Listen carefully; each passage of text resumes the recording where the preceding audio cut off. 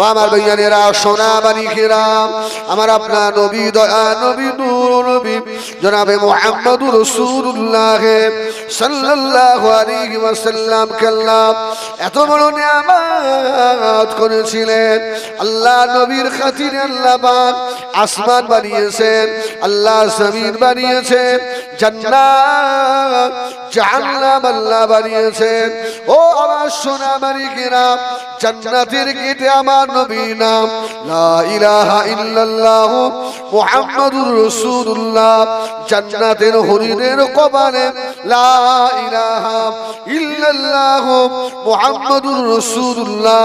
জান্নাতের গাছের পাতায় পাতায় লা ইলাহা ইল্লাল্লাহ মুহাম্মাদুর রাসূলুল্লাহ। জান্নাতের আল্লাহ বাগের শাজিমের খুঁটিতে লা ইলাহা ইল্লাল্লাহ মুহাম্মাদুর রাসূলুল্লাহ। ও আমার ভাইজানেরা, হযরত আদম আলাইহিস সালাম কে আল্লাহ আমার নবীর ওসিলায় আল্লাহ বানিয়েছেন। সমস্ত নবী আলাইহিস সালামদেরকে আল্লাহ আমিনার লালের ওসিলায় বানিয়েছেন। সোনা মানিকেরা, বছরের ভিতরে আমরা দুটো দিন খুশি মানাই। ওটা কোন দুটো দিন? ঈদুল আযহা আর ঈদুল ফিতর। আচ্ছা, ঈদুল আযহা আর ঈদুল ফিতর পেয়েছি কার ওসিলায়? এই বলেন না, কার ওসিলায়? সপ্তাহের ভিতরে কোন দিনটা শ্রেষ্ঠ দিন? জুমার দিন। ঈদের থেকেও জুমার দিনের মর্তবা আল্লাহর দরবারে অনেক বেশি। কেন? এই জুমার দিনে হযরত আদম নবীকে আল্লাহ পাক পাঠিয়েছিলেন। জোরে বলুন সুবহানাল্লাহ। এই জুমার দিনে হযরত আদম আলাইহিস সালামকে হুজুরের লজ্জাশকে আল্লাহ ক্ষমা করেছিলেন। এই জুমার দিনে আবার কিয়ামত হবে। এই জুমার দিনে এমন একটা সময় আছে যে সময় বান্দার হাত তুলতে দেরি হয়, আল্লাহ পাকের দরবারে দোয়া কবুল হতে দেরি হয় না। জোরে বলুন সুবহানাল্লাহ। তাহলে আদম আলাইহিস সালাম আসার সুবাদে যদি জুমার দিনের এত মর্যাদা মর্তবা বেড়ে থাকে, রবিউল আউয়াল 12ই রবিউল আউয়াল যার ওসিলায় আদম আলাইহিস সালাম এলেন, ওই মুস্তাফা যে মাসে এসেছে ওই মাসের কি, ওই দিনটার কি মর্যাদা কম না বেশি?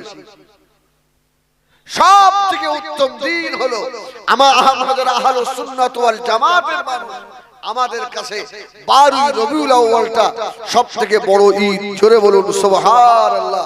এই দিনে আমরা খুশি মানাই। অনেকে আবার ফতোয়া দেয়, আরে রাসূল পাক সাল্লাল্লাহু আলাইহি ওয়াসাল্লাম তো 12ই রবিউল আউয়ালে এসেছিলেন, আবার রাসূল 12ই রবিউল আউয়ালে ওফাত হয়েছিলেন। তার নবীর জন্মটা তোমরা খুশি মানাবে, আর নবীর মৃত্যুটা বলুন আস্তাগফিরুল্লাহ রাব্বি। আমাদের নবী মুর্দা নয়, তবে এটা ঈমান রাখবেন রাসূলের মৃত্যু হয়েছিল। কি? ইন্নাকা মাইয়িতুন ওয়া ইন্নাহু, সমস্ত নফসকে মরতে হবে না? হবে না। রাসূলেরও মৃত্যু হয়েছিল, হয়নি এটা আমাদের আকীদা নয়। তবে রাসূলের ইন্তেকালের পরে আল্লাহ আবার রাসূলের ভিতরে রূহ মুবারক দিয়ে দিয়েছিলেন। জোরে বলুন সুবহানাল্লাহ।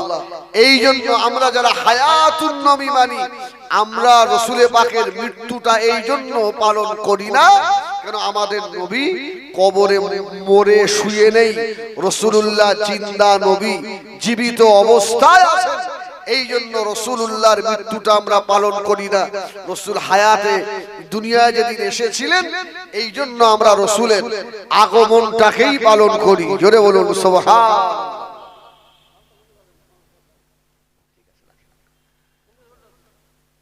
বুঝেন না? যারা ফতোয়া দেবে, কারোর বক্তব্য ফতোয়া নেবেন, শুনবেন না। কেন? মুজাদ্দিদ জামান আলা হযরত দাদা পীর কেবলা বোকা ছিলেন না। আব্দুল হক মুহাদ্দিস দেহলভী রাহমাতুল্লাহ আলাইহি, আব্দুর রহিম মুহাদ্দিস দেহলভী রাহমাতুল্লাহ আলাইহি, আব্দুল আজিজ মুহাদ্দিস দেহলভী রাহমাতুল্লাহ আলাইহি এই চুটকো আলেমের মতো নয়। এর মাদ্রাসায়ও যায়নি জীবনে, দুদিন ওই মানে হাই স্কুলের ছেলে, হাই মাদ্রাসার ছেলে প্যান্ট শার্ট পরে এখন এই নেটের শুনে শুনে ফতোয়া বার করেছে। এটা যে করবে সে বেঈমান হয়ে যাবে। বলুন আস্তাগফিরুল্লাহ রাব্বি। আপনি জানেন এই দিনটার কত মর্যাদা। এখন বলেন রাসূলের পরে যে মানুষটার সবথেকে দামি যে মানুষ, ওই মানুষটার নাম কি?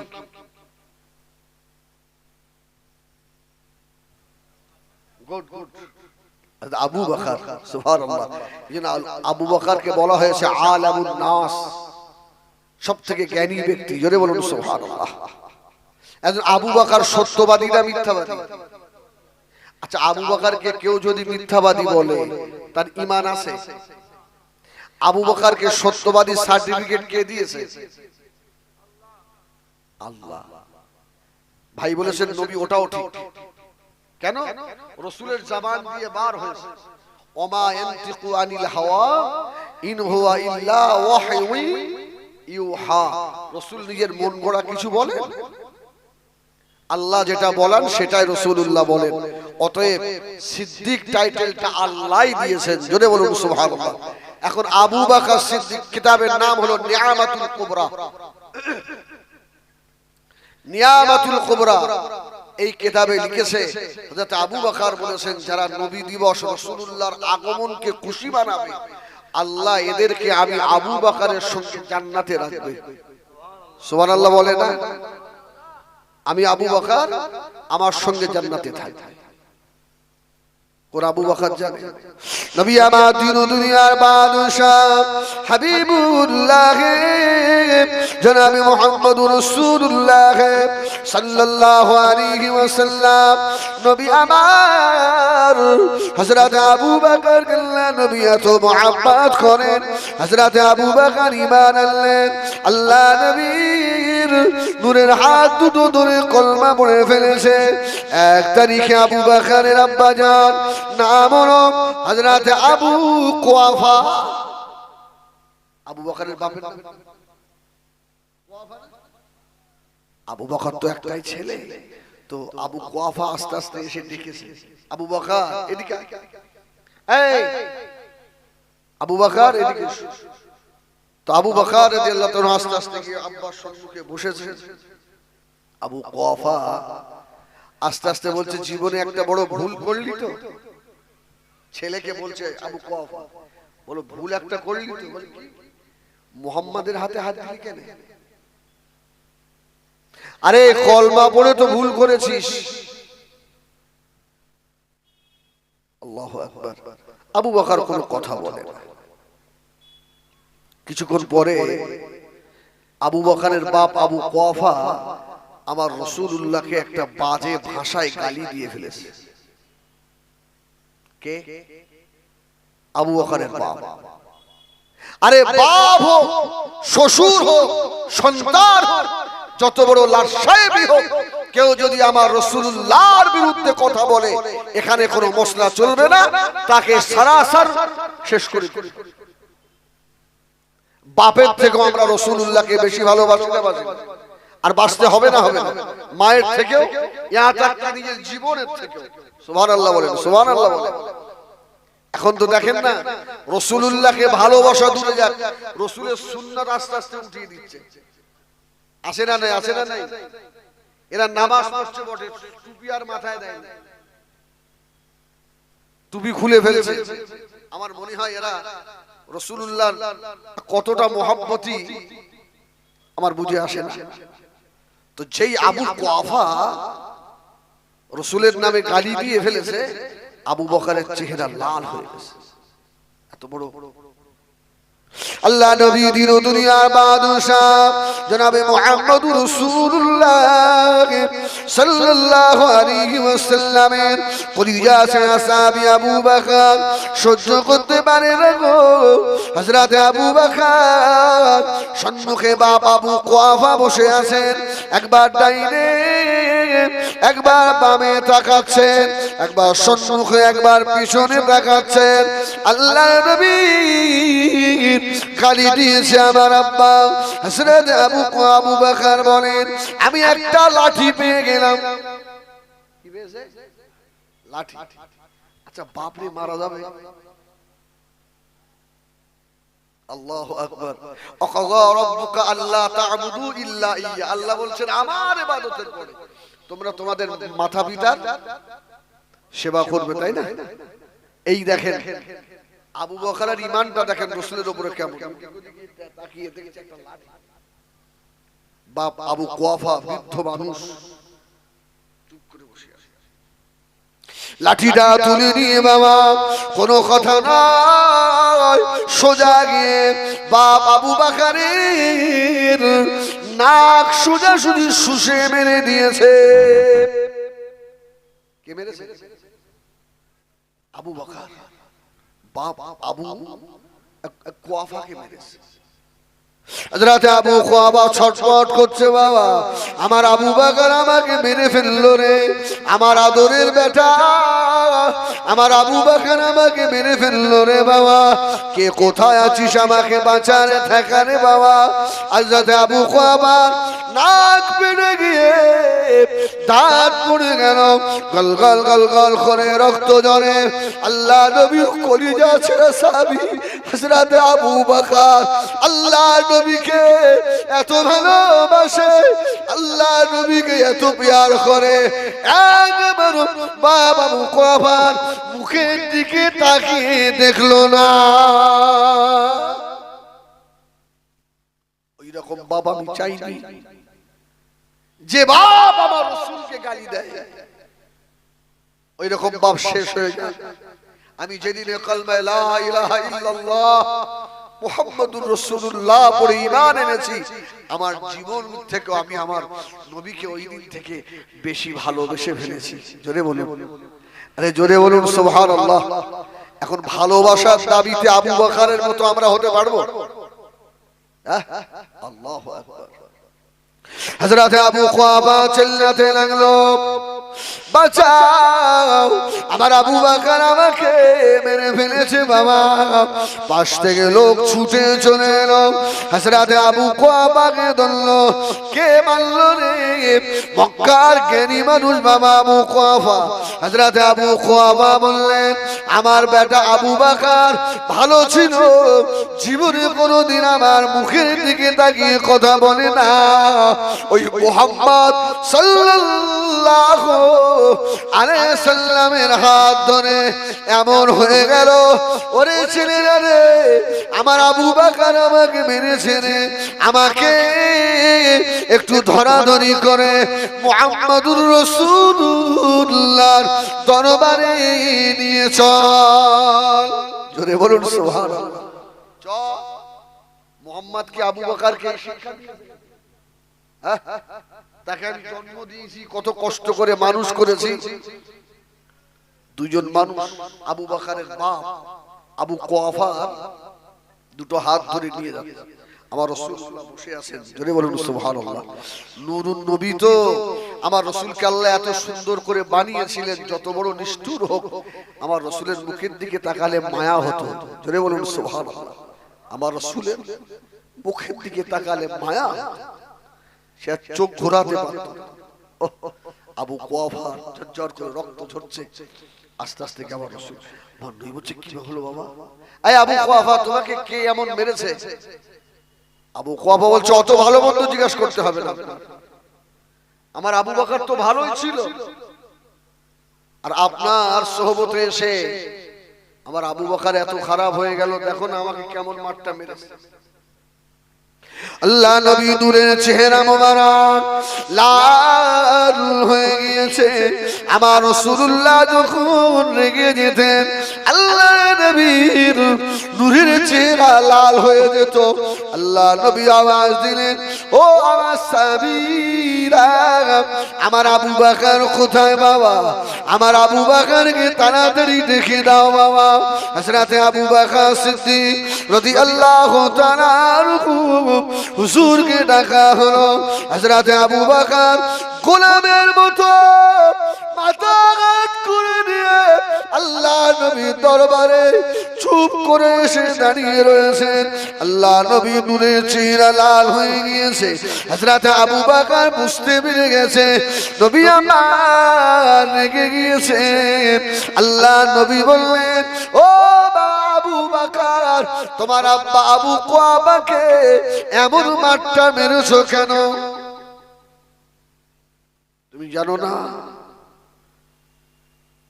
বাপ মায়ের কত বড় মর্যাদা। হযরত আবু বকর আল্লাহ নবী নূরের মুখের মানে তাকিয়ে পাগলের মতো কাঁদছে, ইয়া রাসূলুল্লাহ আমি সেই আবু বকর যেদিনে আপনার নূরের হাতটা ধরে বলে নিয়েছি কালমা লা ইলাহা ইল্লাল্লাহ, লা ইলাহা ইল্লাল্লাহ, লা ইলাহা ইল্লাল্লাহ মুহাম্মাদুর রাসূলুল্লাহ। ইয়া রাসূলুল্লাহ, ইয়া হাবিবাল্লাহ, ওই দিন থেকে আমার আব্বা থেকেও আমার নবী আমার কাছে বেশি প্রিয়। ইয়া রাসূলুল্লাহ, আমার বিবি বাচ্চা থেকে আমার মাহারা নবী, আমার এতিম নবী আমার কাছে বেশি প্রিয়। ইয়া রাসূলুল্লাহ, হাবিবাল্লাহ, আবু বকরের জান, এটা আবু বকরের নয়। ইয়া রাসূলুল্লাহ, যেদিন আমি ঈমান এনেছি ওই দিন থেকে আমি আবু বকর মনে করি আল্লাহ আমার জানটা আমার নবী যদি চায় আমি আবু বকর আল্লাহ নবীর জন্য দিয়ে দেব।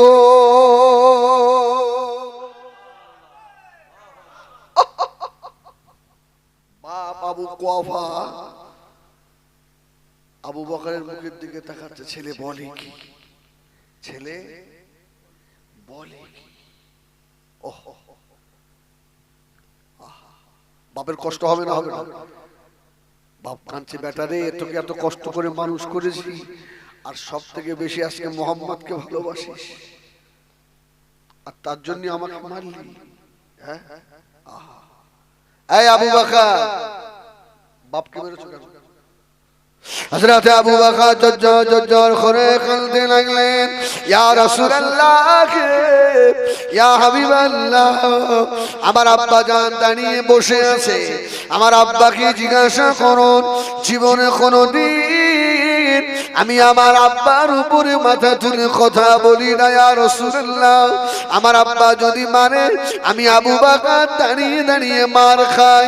ইয়া রাসূলুল্লাহ, ইয়া হাবিবাল্লাহ, আমার বাবা মা সম্মুখে বসে আমার মাহারা নবীকে গালি দিয়েছে, আমি আবু বকরের কলিজায় আঘাত লেগেছে। ইয়া রাসূলুল্লাহ, ইয়া হাবিবাল্লাহ, যদি আমার বেয়াদবি হয় আল্লাহ যদি এই জন্য আবু বকরকে জাহান্নামে দেন, আমার রাসূলের খাতিরে আমি আবু বকর আমার নবীর জন্য হাসতে হাসতে জাহান্নামে যেতে রাজি। তবে আমার বলে আমার নবীর দুশমনকে আসমানের নিচে জমিনের উপরে রাখা যাবে না।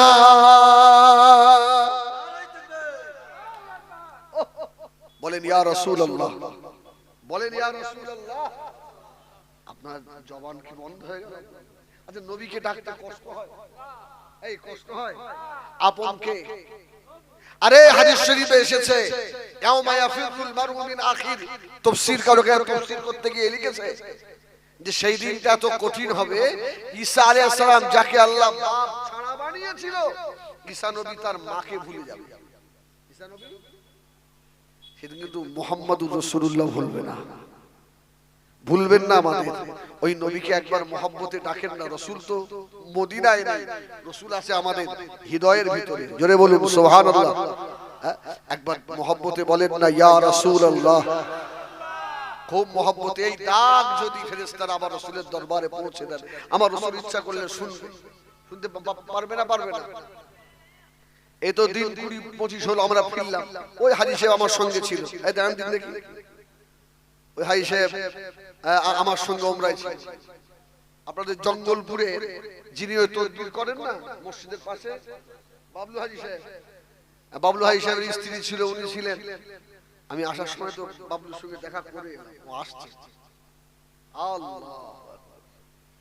একবার এই আওয়াজ যদি আমার রাসূলের দরবারে পৌঁছে যায়, আমার রাসূল যদি খুশি হয়ে যায়, আর রাসূল যদি একবার আপনাকে মদিনায় ডেকে নেয়, মান যারা কবরি ওয়াজাবাত লাহু শাফাআতি, আমার রাসূলের শাফাআত যদি আপনার নসিবে হয়ে যায়, একবার মুহাব্বতে ডাকেন না ইয়া রাসূলুল্লাহ, হাত দুটো তুলে ডাকেন ইয়া রাসূলুল্লাহ, আর একটু মুহাব্বতে ইয়া রাসূলুল্লাহ।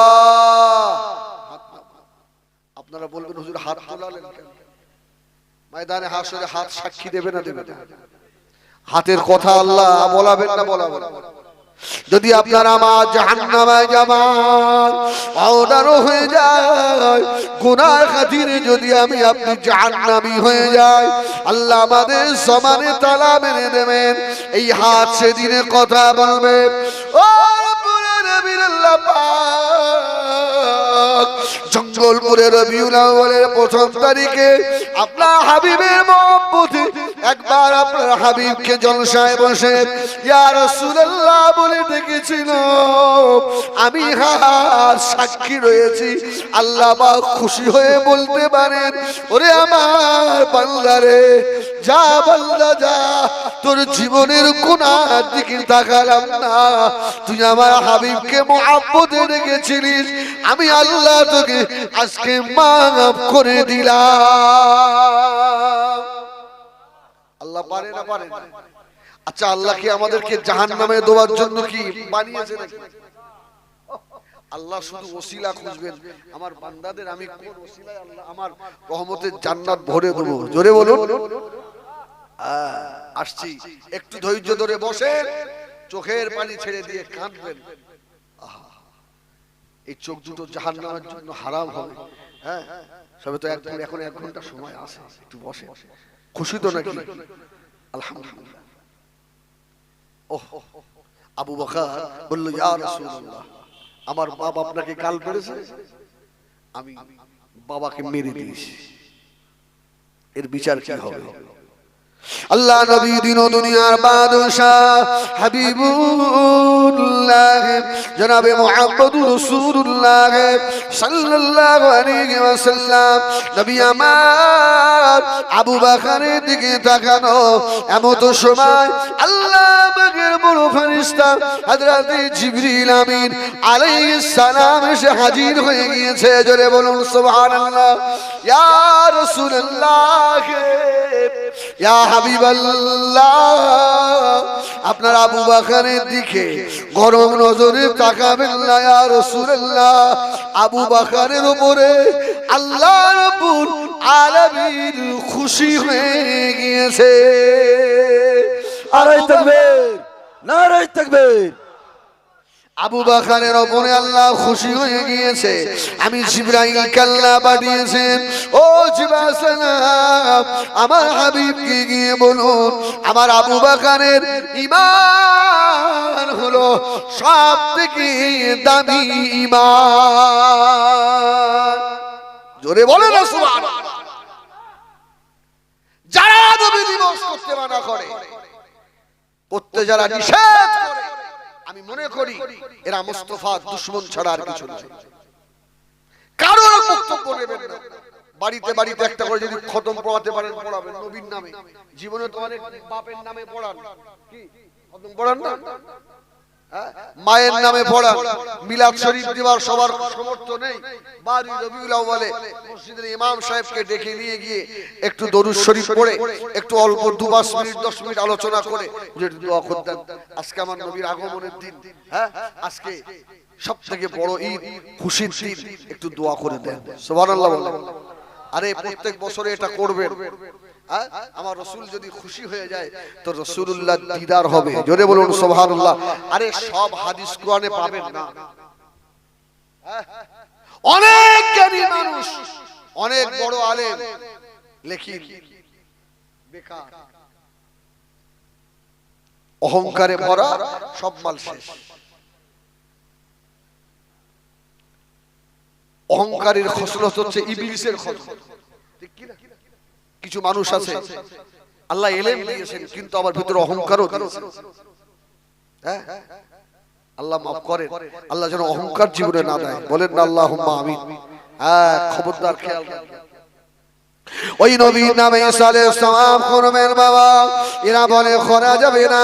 সোনা মানিকেরা, আল্লাহ নবী ঈসা আলাইহিস সালাম আল্লাহ যাকে পাপ ছাড়ায় পাঠিয়েছিলেন, ক্বালা ইন্নী আব্দুল্লাহ আতানিয়াল কিতাবা ওয়া জাআলানি নবিয়্যা ওয়া জাআলানি মুবারাকা। ঈসা আলাইহিস সালাম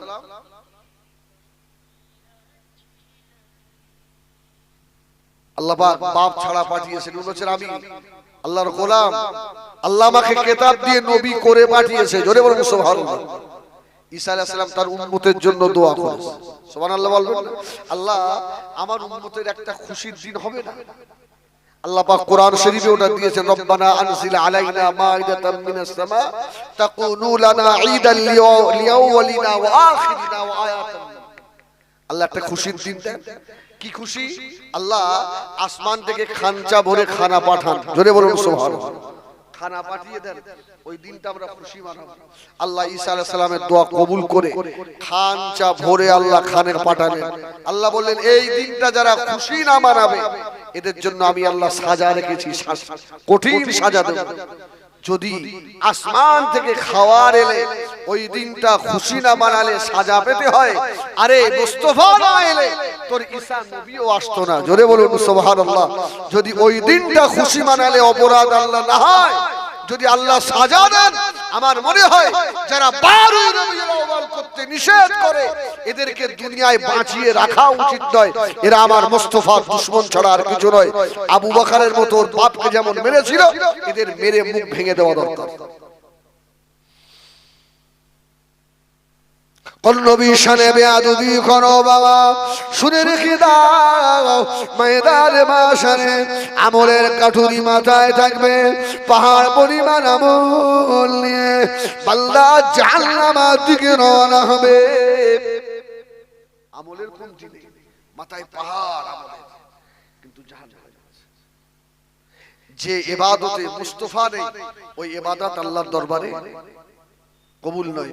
যে নামাজে মুস্তাফা নেই ওই নামাজ নামাজই নয়। এই নামাজে আমার নবী আছে না নেই? আশহাদু আল্লা ইলাহা ইল্লাল্লাহ ওয়া আশহাদু আন্না সুবহানাল্লাহ সুবহানাল্লাহ। যে দোয়ায় মুস্তাফা নেই, হযরত ওমর বলছেন ওই দোয়া কবুল নয়। আমার ভাইয়েরা সোনা মানিকেরা, নবী আমার দিন দুনিয়ার বাদশা হাবিবুল্লাহ জনাবে মুহাম্মদুর রাসূলুল্লাহ সাল্লাল্লাহু আলাইহি ওয়াসাল্লাম কাল্লা রহমতের নবী করে বানিয়েছিলেন।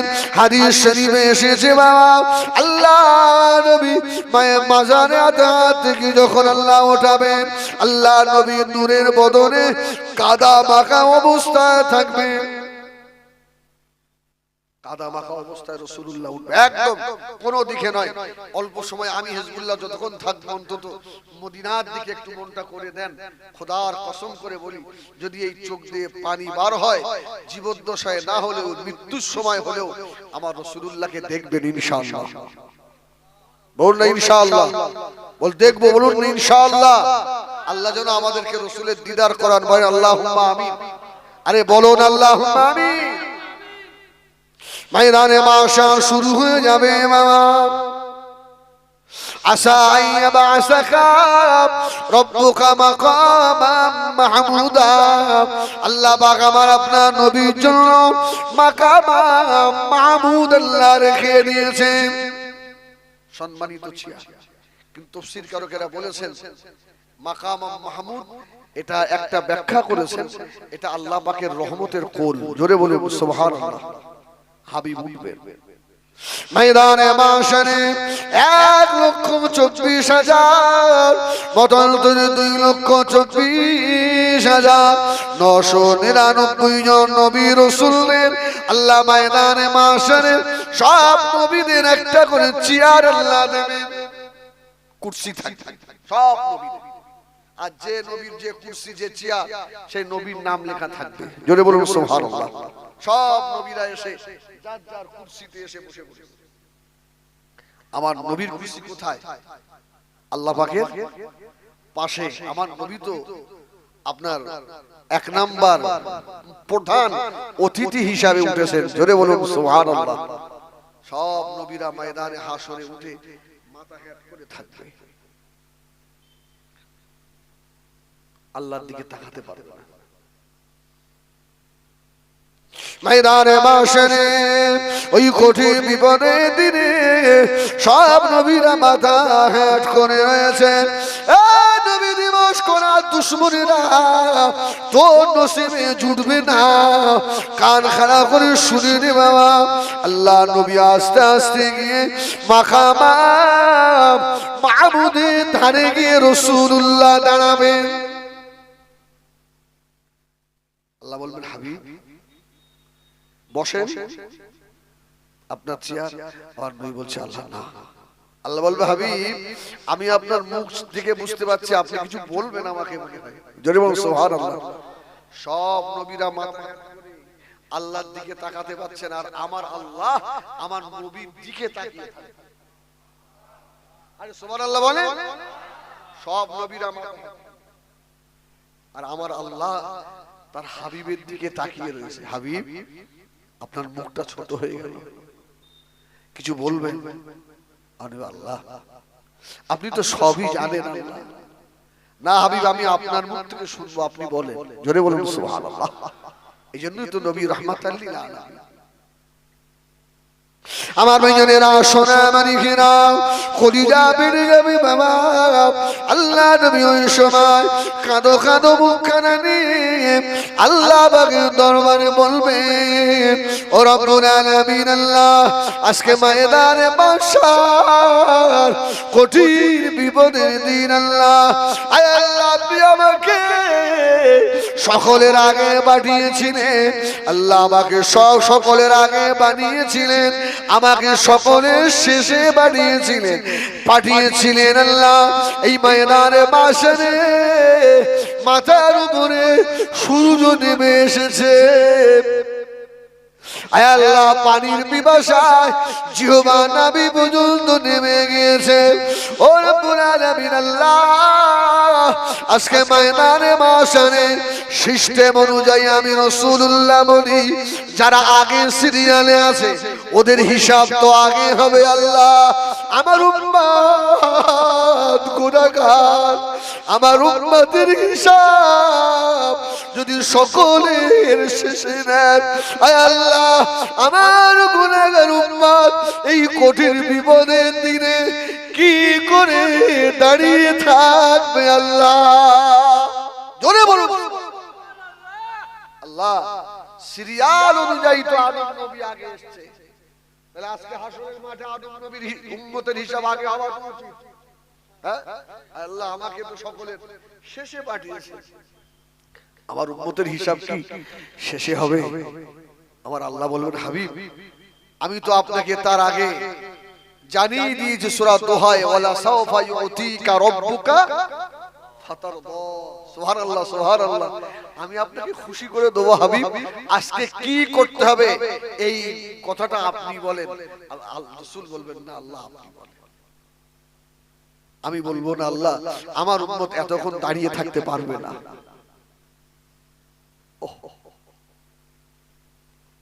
ময়দানে মাশরে কঠিন মুসিবতের দিনে আল্লাহ পাকের হাবিবের মুখের বাণী তাকিয়ে বলবেন আরে আমার হাবিবের পেয়ারা রে আপনি উম্মতের জন্য কাঁদবেন না, যে উম্মতের কথা মনে করে জীবনে কত কষ্ট করেছেন, কবরের ভিতরেও শান্তিতে থাকেন না।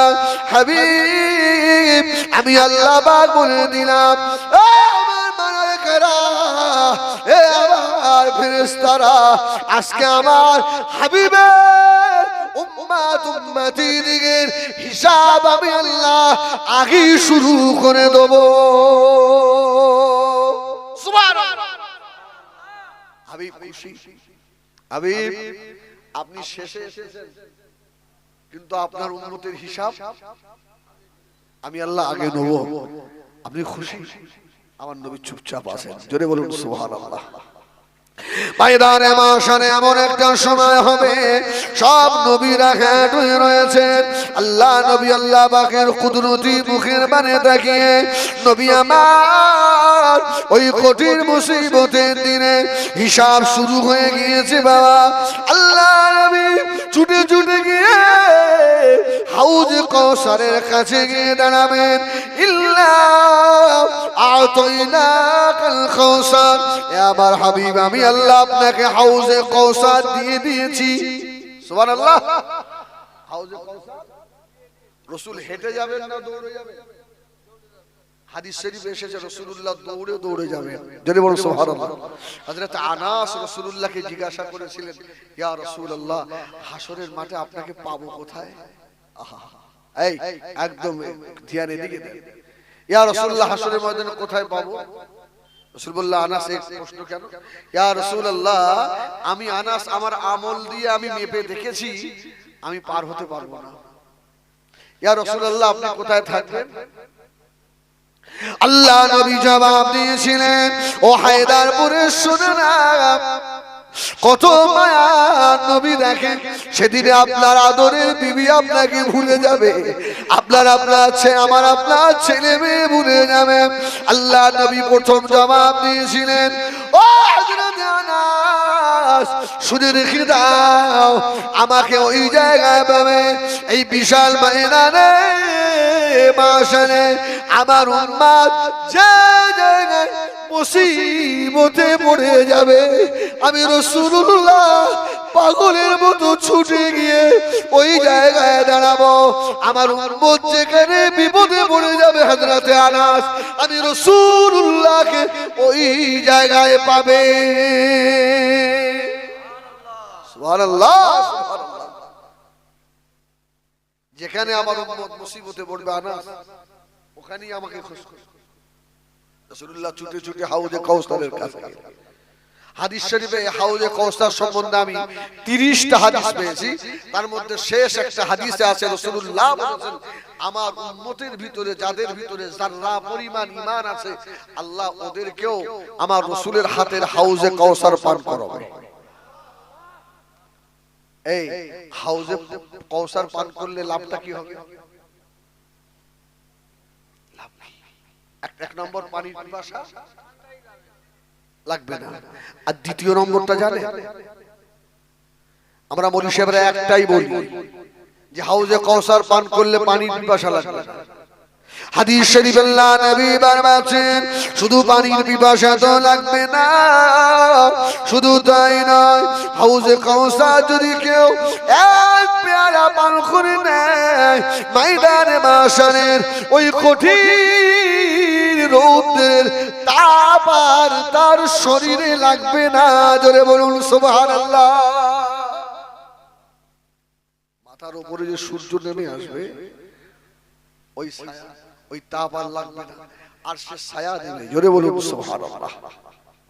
আমার সোনা মানিকেরা জওয়ানেরা যুবকেরা শুধু তাই না আল্লাহ নবী মানে আল্লাহ পাক বলবেন আল্লাহ পাক আমার উম্মত গুনাহগার খাতাকার আমার উম্মতকে আল্লাহ আপনি কিভাবে ক্ষমা করবেন? আল্লাহ বলবেন হাবিব প্রথম মানে আপনার উম্মতকে আমি আল্লাহ 70,000 কে ক্ষমা করে দিলাম বিনা হিসাবে। 70,000 পাপ। নবীর মুখের দিকে তাকিয়ে আল্লাহ দেখছেন নবী খুশি নয়। নবী 70 কে ভাগ করেন, যতটা হয় অতটা মাপ। আমার নবী খুশি নয়। আল্লাহ বললেন হাবিব এই 70 করলাম, 70টা ভাগ করলাম, আবার এক একজনের মাথায় আবার 70,000 করে আমি আল্লাহ মাফ করে দিলাম। ফার্স্টে 70,000 আবার 70 ভাগ, ওর থেকে রাসূলুল্লাহ খুশি নয়, এক একজনের সঙ্গে 70,000 করে।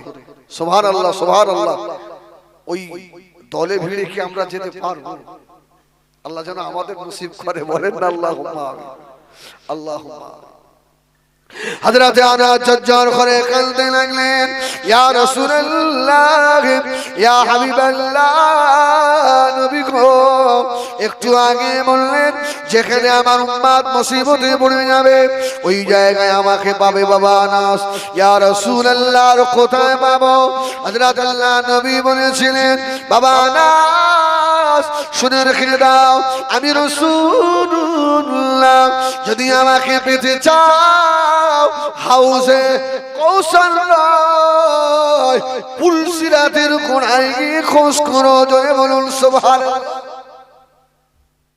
পুলসিরাত আল্লাহ নবী বললেন বাবা আনাস ওই পুলসিরাত 30,000 বছরের রাস্তা হবে।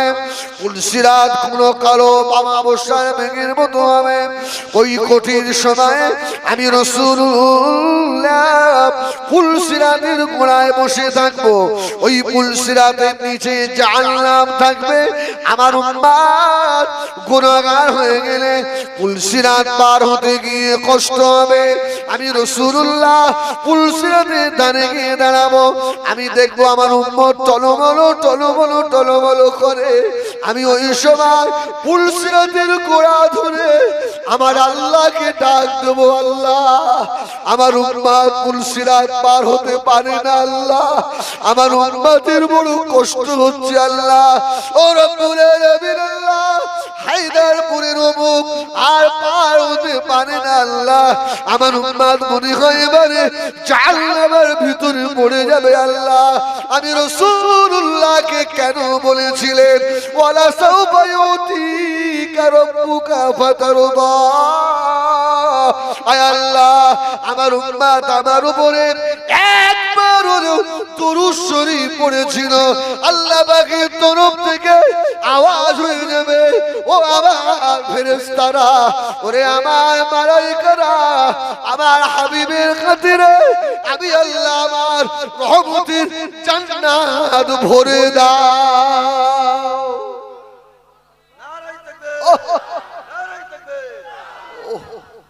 ওকে নিয়ে এসো। আল্লাহ আনাস বলল ইয়া রাসূলুল্লাহ ইয়া হাবিবাল্লাহ পুলসিরাতের গোড়ায় পেলাম নবী গো, এরপরে আপনাকে কোথায় পাবো? আল্লাহ নবী বলল বাবা আনাস মিজানের দাড়িপাল্লার কাছে আমাকে পাবে বাবা। অসুবিধা হচ্ছে? আর আধা ঘন্টা থাকবে, অসুবিধা হবে?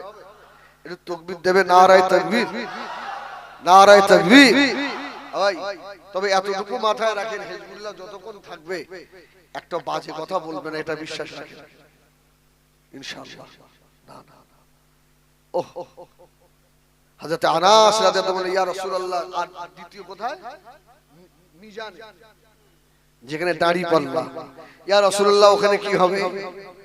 আল্লাহ নবী জবাব দিয়েছিল বাবা আনাস মিজানের দাড়িপাল্লার কাছে যেখানে নেকি বদি ওজন হবে আমি রাসূলুল্লাহ ওই জায়গায় গিয়ে দাঁড়িয়ে যাব। আমার গুনাহগার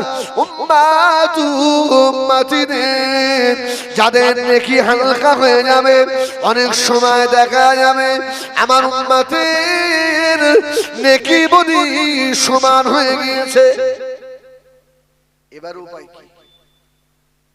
রাসূলুল্লাহ বলেন ওই সময় আল্লাহ আমি নবী আমার মুখের দিকে তাকাবে। জোরে বলুন, আমি নবী আমার মুখের দিকে তাকাবে। হাবিব এবার কি হবে? এ তো সমান সমান হয়ে গেছে। আমার নবী বলবেন আল্লাহ সেই ওয়ালা সাওফা ইউতিকা রাব্বুকা ফাতারদা, আমি তো খুশি হব না। আল্লাহ বলবে ফেরেশতা ওটাকেও জান্নাতে পাঠিয়ে দে, ছেড়ে দে, দে ছেড়ে দে, আজকে আমার হাবিবের খাতিরে দে, ওটাও ছেড়ে দে। সুবহানাল্লাহ বলেন। আশা রাখেন আমরা কেউ জাহান্নামে যাব না, বলুন না ইনশাআল্লাহ। আরে গুনাহগার হলেও জাহান্নামে যাব না, এটা আশা তো রাখতে হবে নাকি? আর যদি আশা করেন না আমি নামাজ পড়ি না আমি জাহান্নামে চলে যাব, এই আশা ঠিক না। সকলেই আল্লাহর রহমতের আশা করতে হবে, জান্নাতের আশা, রাসূলের সুপারিশের আশা রাখতে হবে। হাদিস শরীফ আল্লামা জালালউদ্দিন সুয়ুতি রাহমাতুল্লাহ আলাইহি হুজুর আমার লিখেছে বাবা ময়দানে মাশরে মিজানের দাড়ি পাল্লা শুরু হয়ে গিয়েছে আল্লাহ নবীর একজন গুনাহগার উম্মত তার গুনার পাল্লা হালকা হয়ে গিয়েছে বাবা গুনার পাল্লা ভারী হয়ে গিয়েছে আল্লাহ বাবা ওই বান্দাটাকে ডেকে ডেকে বলে দিয়েছে ফেরেশতারা আমার এই বান্দা আমার জাহান্নামের উপযুক্ত হয়ে গিয়েছে একে জাহান্নামে পাঠিয়ে দিন বান্দাটাকে ফেরেশতারা ধরে ঘাট ধাক্কা দিতে দিতে জাহান্নামের দিকে নিয়ে যখন চলে যাবে আল্লামা সুয়ুতি লেখেন ময়দানে মাশরে আল্লাহ রাব্বুল আলামিন হযরত আদম আলাইহিস সালামকে সমস্ত মানুষদের থেকেও আল্লাহ লম্বা করে দেবেন হযরত আদম আলাইহিস সালাম ময়দানে মাশরে দাঁড়িয়ে দাঁড়িয়ে দেখতে পাবেন আখিরি জামানার নবী হযরত মুহাম্মদ সাল্লাল্লাহু আলাইহি সাল্লামের একটা উম্মতকে ফেরেশতারা ঘাট ধাক্কা দিয়ে নিয়ে চলে যায় হযরত আদম আলাইহিস সালাম আল্লাহ পাকে ময়দানে হাশরে দাঁড়িয়ে আওয়াজ দেবেন ইয়া মুহাম্মদ ইয়া মুহাম্মদ এই বলে যে আওয়াজ দেবেন আল্লাহর নবী ময়দানে মাশরে পাগলের মতো দৌড়াবে সেদিনে কেউ আমল হবে না বাবা আল্লাহ নবী দৌড়ে দৌড়ে এসে হযরত নবী আদম আলাইহিস সালামের পায়ে দাঁড়াবে আব্বা আদম কি বলছেন বলুন হযরত আদম আলাইহিস সালাম বলবেন বাবা মুহাম্মদ তাকিয়ে দেখো আমি দেখতে পেলাম তোমার একটা উম্মতকে ফেরেশতারা ঘাট ধাক্কা দিয়ে দিয়ে জাহান্নামে নিয়ে চলে যাচ্ছে আল্লাহ নবী তাকিয়ে দেখবেন সত্যিই তো নবী আমার পাগলের মতো ছুটে গিয়ে জাহান্নামের দরজায় এই হায়দারপুরের সোনারে তোদের জন্য নবী ছুটে গিয়ে জাহান্নামের দরজায় দাঁড়াবে রে তোরা আমার নবীকে কষ্ট দিবি রে বেনামাজি হয়ে আমার নবীকে কষ্ট দিবি রে দাড়ি কেটে আমার নবীকে কষ্ট দিবি রে জিনা করে আমার নবীকে কষ্ট দিবি রে তোর জন্য ময়দানে হাশরে আল্লাহ নবী বেইজ্জতি হয়ে যাবে আল্লাহ দরবারে এ হায়দারপুরের সোনারা আমি তোদের ভাই হিজবুল্লাহ তোদের পা দুটা ধরে বলি আল্লাহর নবীকে কষ্ট আর দিস না রে সেদিনে নবী ছাড়া আমার আপনার কেউ আর হবে না রে সুবহানাল্লাহ বলেন রাসূলুল্লাহ ছুটে ছুটে গিয়ে জাহান্নামের দরজা দাঁড়িয়ে বলেন আল্লাহ আল্লাহ ফেরেশতাদের বল সরে আল্লাহর হুকুম হয়েছে একে জাহান্নামে ঢোকাও আমার মন আল্লামা সুয়ুতি লিখেছে সরে এইভাবে হাত দিয়ে দাঁড়িয়ে আল্লাহ পাক কুদরতি নজরে দেখে বলছে ফেরেশতা এত বড় ক্ষমতা আমার হাবিবকে সরিয়ে হাবিবের উম্মতকে জাহান্নামে ঢোকাবি জোরে বলুন সুবহানাল্লাহ জোরে বলুন সুবহানাল্লাহ এত বড় ক্ষমতা আজকে আমার হাবিব যা বলবে তাই করে দে সুবহানাল্লাহ বলেন সুবহানাল্লাহ বলেন আজকে আমার হাবিব যা বলে তাই করবে যা ওহ আল্লাহু আকবার আল্লাহর ফেরেশতারা বান্দাটাকে আবার জাহান্নামের দরজা থেকে তুলে নিয়ে এসে মিজানের দাড়িপাল্লার কাছে দাঁড় করাবে আল্লাহ নবী উম্মতের পিছনে পিছনে এসে জাহান্নাম মিজানের দাড়িপাল্লার কাছে দাঁড়াবেন আল্লামা জালালউদ্দিন সুয়ুতি রাহমাতুল্লাহ আলাইহি লেখেন মিজানের দাড়িপাল্লার উপরে নেকি বদি চাপানো হয়েছে গুনার পাল্লা ভারী হয়ে গিয়েছে নেকির পাল্লা হালকা আল্লাহ নবী ওই সময় থাকতে পারবে না গো নবী আমার ছুটে গিয়ে কোন রিওয়ায়াতে এসেছে মিজানের নেকির দাড়ি পাল্লার রশিটা ধরে আল্লাহ নবী ঝুলে পড়বে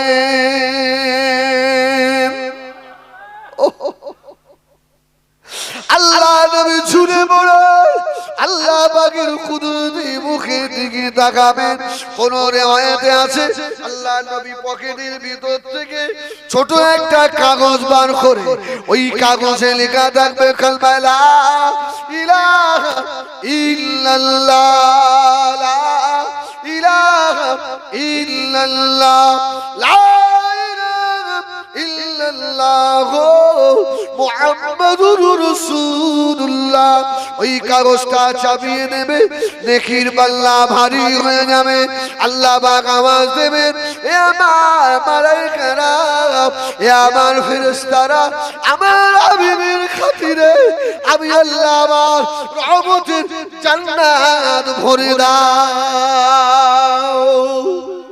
জোরে বলে না সুবহানাল্লাহ যাও বান্দার ক্ষমা হয়ে গেছে এতক্ষণ তো ফেরেশতারা ঘাট ধাক্কা দিয়ে নিয়ে যাচ্ছিল এবার স্বাগতম জানিয়ে জানিয়ে জান্নাতে আমার রাসূলুল্লাহ মিজানের দাড়ি পাল্লার ধারে চুপ করে দাঁড়িয়ে কিছু রাস্তা গিয়ে উম্মতটা ঘুরে তাকিয়েছে সুবহানাল্লাহ ওই মানুষটা কে যে আমাকে জাহান্নামা দরজা থেকে বার করে নিয়ে এলো আরে এত দরদি মানুষটা কে আহা যে মিজানের দাড়ি পাল্লা রশি ধরে ঝুলে পড়লো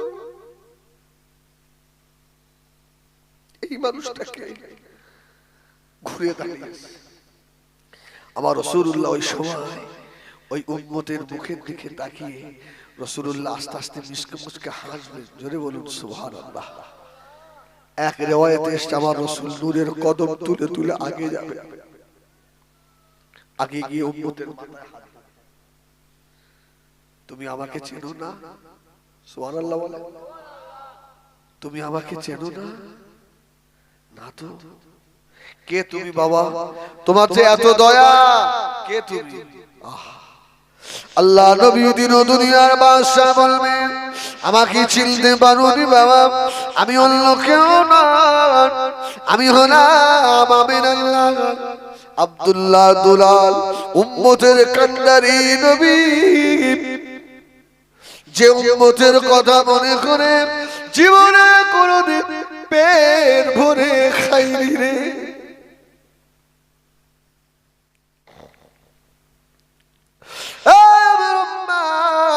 আমি হলাম উম্মতি দরদি নবী ওই সময় উম্মত অবাক হয়ে যাবে ইয়া রাসূলুল্লাহ ইয়া হাবিবাল্লাহ আমি আপনাকে চিনতে পারিনি নবী গো আল্লাহ নবী খুশি হয়ে যাবেন ও রব্বুল আলামিন আল্লাহ আমার উম্মতের ক্ষমা করে দেন ময়দানে মাশারে আল্লাহ নবী পাগলের মতো দৌড়াবেন এর ভিতর থেকেও কঠিন গুনাহগারদেরকে আল্লাহ জাহান্নামের ভিতরে ঢুকিয়ে দেবেন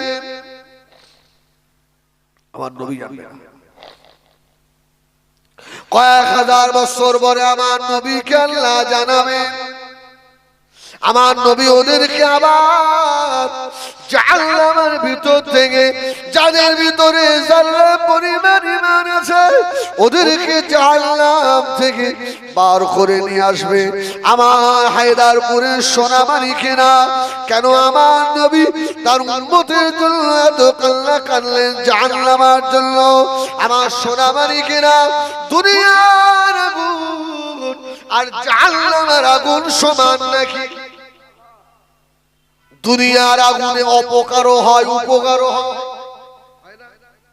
আগুন আমাদের উপকারে লাগে না লাগে না হওয়া একেবারে মৃত্যু পর্যন্ত কি বাচ্চা হলে আগুন করে বাচ্চাকে সেক দেওয়া হয় না হয় না তাহলে আগুন আমাদের উপকারে আসে তো আবার যখন আমরা মারা যাই ওই আগুন জ্বালিয়ে পানি গরম করা হয় না হওয়া থেকে শুরু করে মৃত্যু পর্যন্ত আগুনের দরকার আছে প্রয়োজন আছে দুনিয়ার আগুন অপকারেও লাগে উপকারেও লাগে আর জাহান্নামের আগুন উপকারে লাগে না, শুধু অপকারে লাগে।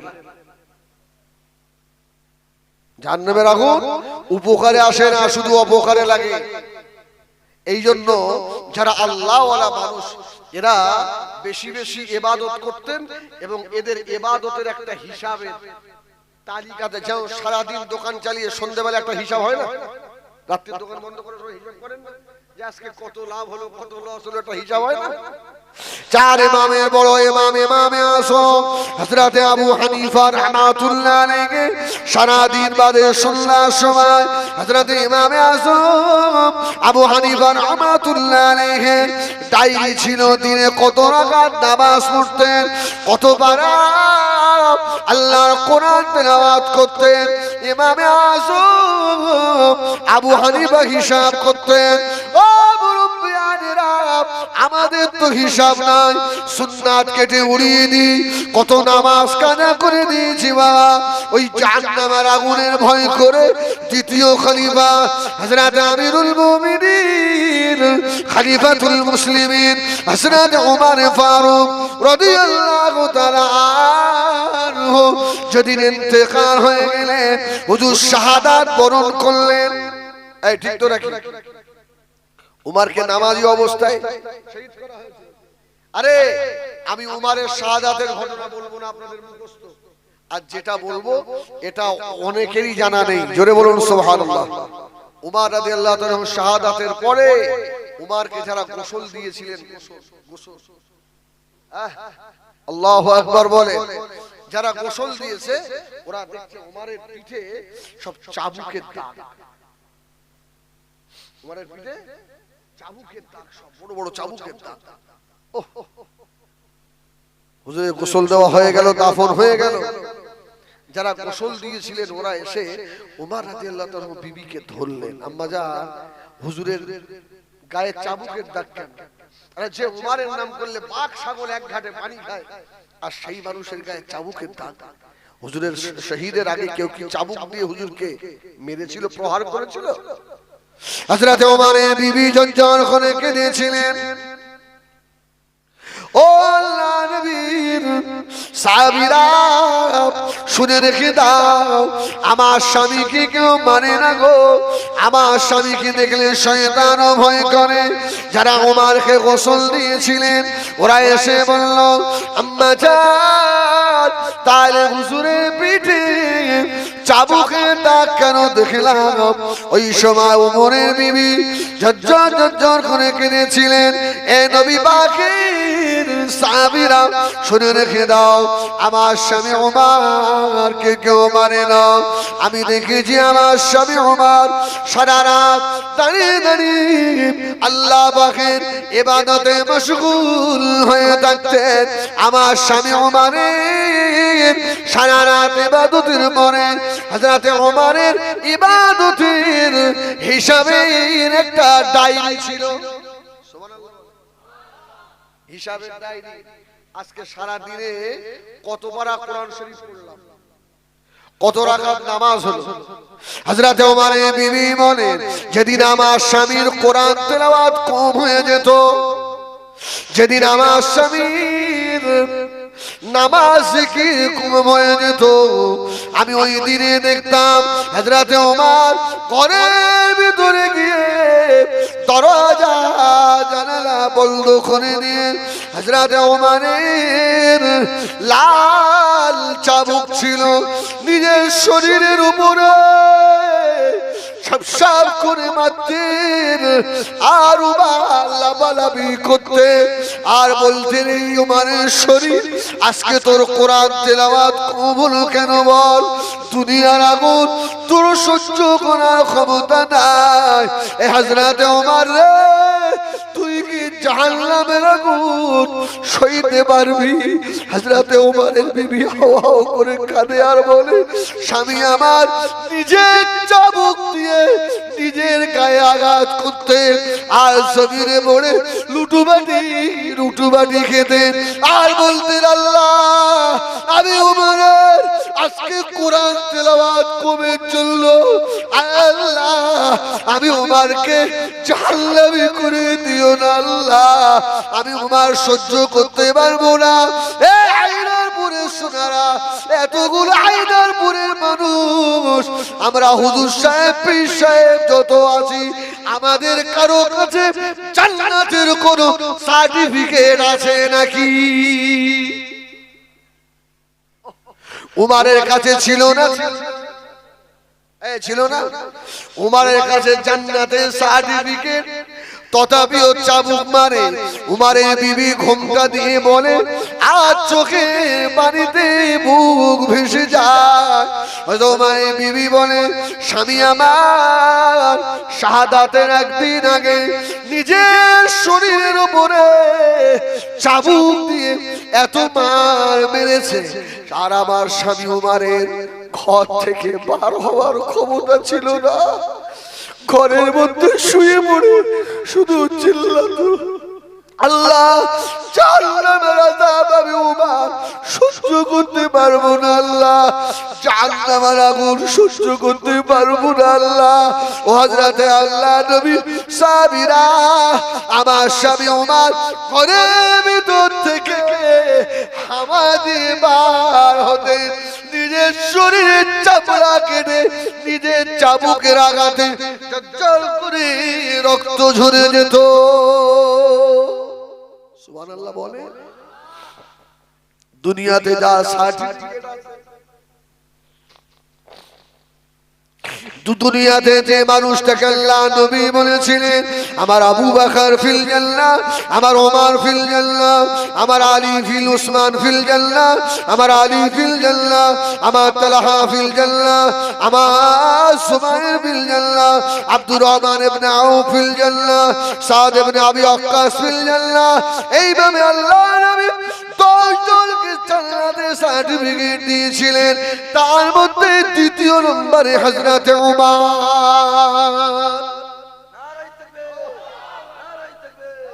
এই যে মানুষটার সার্টিফিকেট আছে সে যদি নিজের ইবাদত হিসাব করে নিজের গায়ে চাবুক মারে তাহলে আমাদের অবস্থা কি হওয়া উচিত? এই বলেন।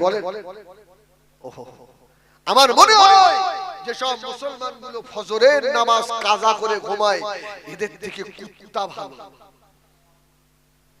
এই তোর থেকে কুকুর ভালো, তোর থেকে কুকুর ভালো। জানেন হাদিস শরীফে এসেছে রাত্রিরে কুকুর ডাকে না?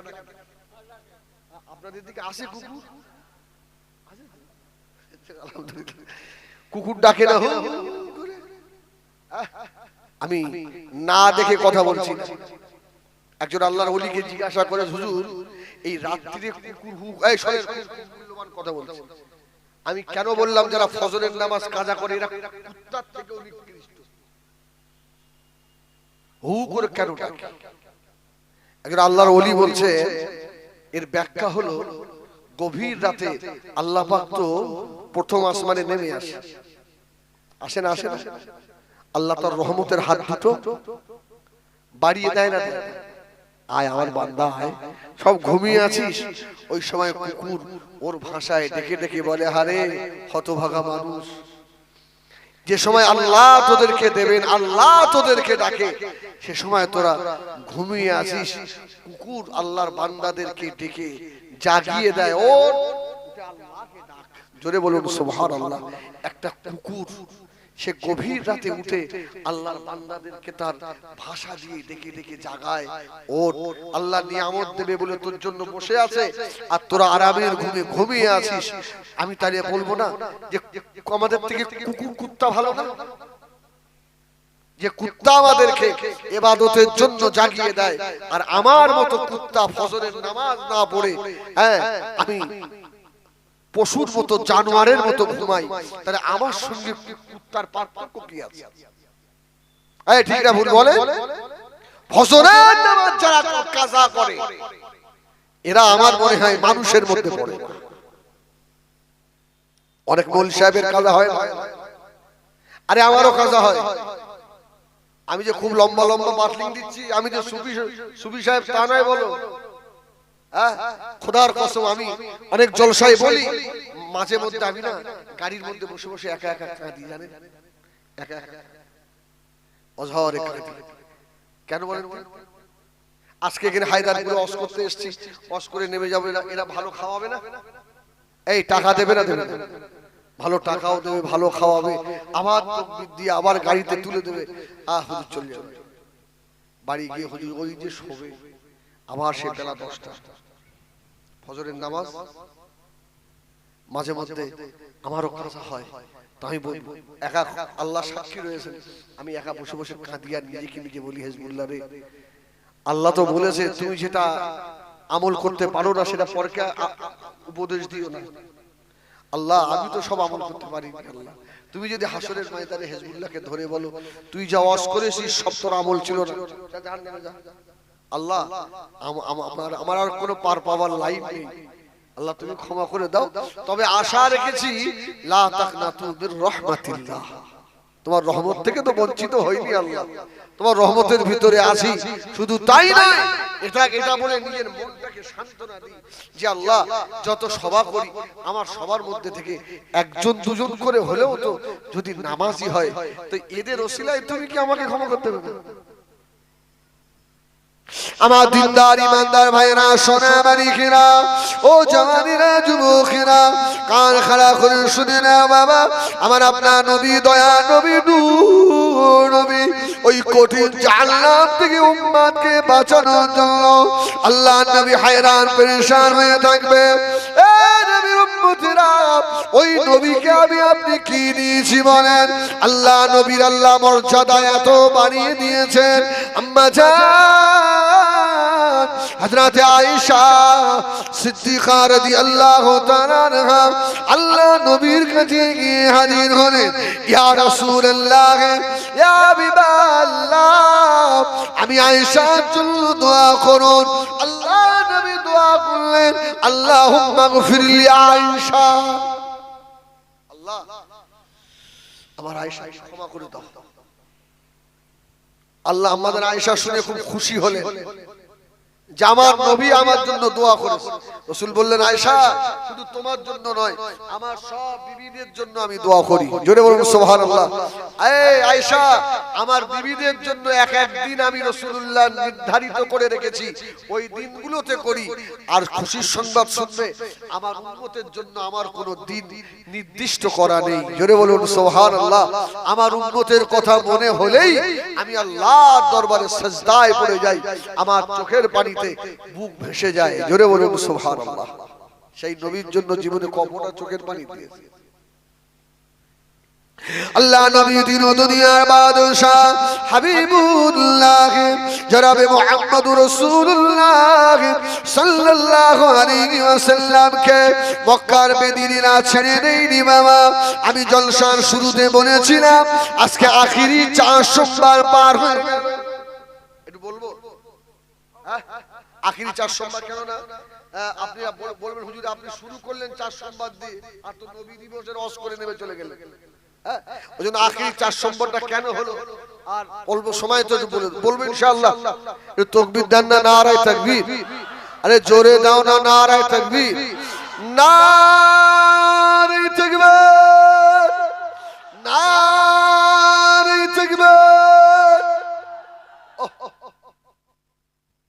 মক্কার মানুষেরা আমার রাসূলকে কমে ছাড়ি। আল্লাহ রাসূল চুল রাখতেন, একটা 3 রকম চুল রাখা সুন্নাত, বাবরি, কান বরাবর, ঘাড় বরাবর আর চতুর্দিকে সমান।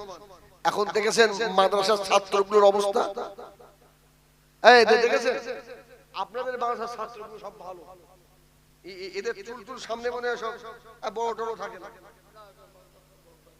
থাকে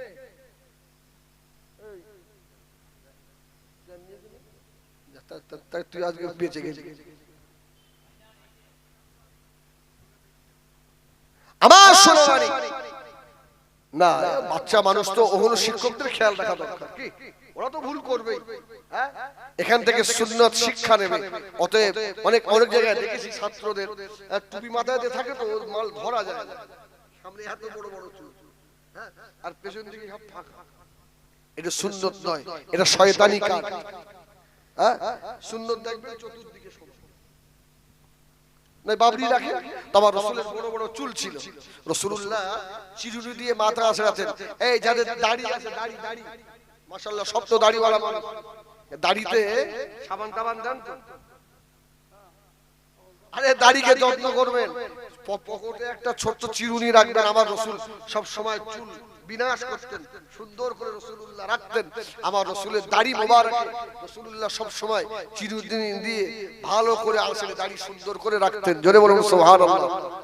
আর এমনও মানুষ আছে সেই গালের গরকাশ ফেলতে গিয়ে সেই দাড়ি দিতে সেই অবস্থায় মসজিদে নয়। আল্লাহু আকবার। দাড়ি পরিষ্কার রাখবেন, সুন্দর রাখবেন, এটা সুন্নাত। আল্লাহ নবীর বড় বড় চুল ছিল, আল্লাহ নবী সিঁদুর দিয়ে মাথা ছেড়েলেন। আল্লাহ নবী সাহাবায়ে কেরামেরা আল্লাহ নবী চুল নেওয়ার জন্য পাগল ছিল। রাসূলের একটা চুল যদি পাই, একটা চুল, ও মুমিনেরা হাদিস শরীফে আছে আল্লাহ নবী যখন চুল কাটতেন সাহাবীরা চতুর্দিকে বসে যেত। আল্লাহ নবীর মাথার একটা চুল যেন জমিনের উপরে না পড়ে যায়। জোরে বলুন সুবহানাল্লাহ। কিতাবটার নাম হলো জিকরে জামিল। এই কিতাব খুলে দেখবেন আল্লাহ নবীর চুল মুবারক কাটতে গিয়ে কোন চুল যদি জমিনে পড়ে যেত, আমাবস্যার রাত্রিরে ওই জায়গায় গেলে বুঝতে পারা যেত আল্লাহ নবীর চুল মুবারক দিয়ে নূরের ফোকাস বার হতো। কিতাবের নাম কি বললাম? জিকরে জামিল। কিতাবটা দেখবেন। আল্লাহ নবী চিরুনি দিয়ে চুল আঁচড়ালেন, চিরুনিটা রেখে দিন। আল্লাহ নবী চিরুনির দাঁতের ভিতরে একটা মাথার চুল আটকে রয়ে গেল। হয় না অনেক সময়? হযরত আবু বকর সিদ্দিক রাদিয়াল্লাহু তাআলা আল্লাহ নবীর হুজরা মুবারকে ঢুকে চিরুনিটা উঁচু করে দেন। আরে আল্লাহ নবীর চিরুনিটা আল্লাহ নবীর মুবারক মাথার চুল এত ভালোবাসে, চিরুনিটা হাতে করে নিয়ে চুলটাকে নিয়ে চুমাকে আবু বকর মাথায় তুলে নিয়েছিল। আবু বকর খুশিতে বাগ বাগ, দুনিয়ার সবথেকে বড় নিয়ামত পেয়েছি, কোটি টাকা পেলে অত খুশি নয়।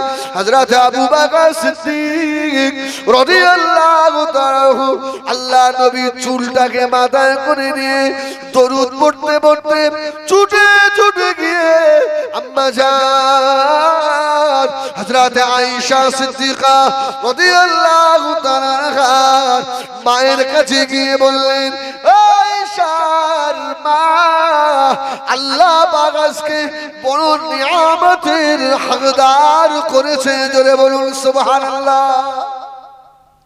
অনেকের কাছে দেখবেন পীর সাহেবের জুতো থাকে, থাকে না? পীরের জুতো মোহাম্মত করে রেখে দিয়েছে। আমার এক ওস্তাদ আছে, বুঝেন না, বনগাই বাড়ি, আমি দেখেছি পীরের জুতো, পীরের হাতের নখ, সব প্রতিদিন ফজরের নামাজ পড়ে কোরআন তেলাওয়াত করে ছোট হুজুর পীর কেবলার জুতো মোবারক মানে ফতোয়া গায় মাকে। জোরে বলুন সুবহানাল্লাহ। এখনো হায়াতে আছে, মস্ত বড় আল্লাহ ওয়ালা মানুষ, এখনো হায়াতে আছে। তো আবু বকর মাথায় করে নিয়ে এইভাবে দাঁড়িয়ে, তো আম্মা জান আয়েশার মা বলছে, কি নিয়ে এসেছেন?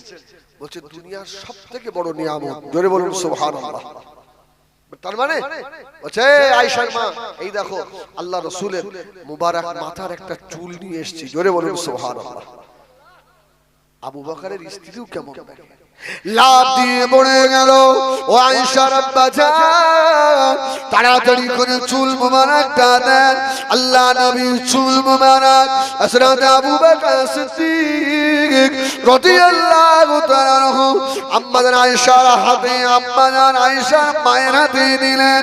আম্মাজান আয়েশার মা চুল হাতে করে নিয়ে চুমা খেয়ে নিয়ে মাথায় তুলে নিয়ে বলেছিলেন, ও হযরত আবু বকর, আল্লাহ নবী মুবারক মাথার চুল কোথায় রেখে দেবো, কার কাছে রেখে দেবো? বেয়াদবি হয়ে যেতে পারে। আল্লাহ নবীর চুলের সঙ্গে যদি বেয়াদবি হয়ে যায়, ময়দানে মাশরে আল্লাহ পাকের দরবারে জবাব দিতে পারবো না। ও আমার স্বামী আবু বকর, আমি আপনার বিবি, আমার হাতের চুড়ি, কানে আমার নাকের ফুল, আমার কানের দুল, সোনার অলংকার গুলো নিয়ে যান। এইগুলো নিয়ে গিয়ে স্বর্ণকারের বাড়ি চলে যান। স্বর্ণকারের বাড়ি গিয়ে ছোট্ট একটা সোনার বাক্স তৈরি করেন। আমি আল্লাহ নবীর চুল মুবারক আমার সোনার অলংকারের বাক্স বানিয়ে আল্লাহ নবীর চুলটা সোনার বাক্সের ভিতরে রাখবো।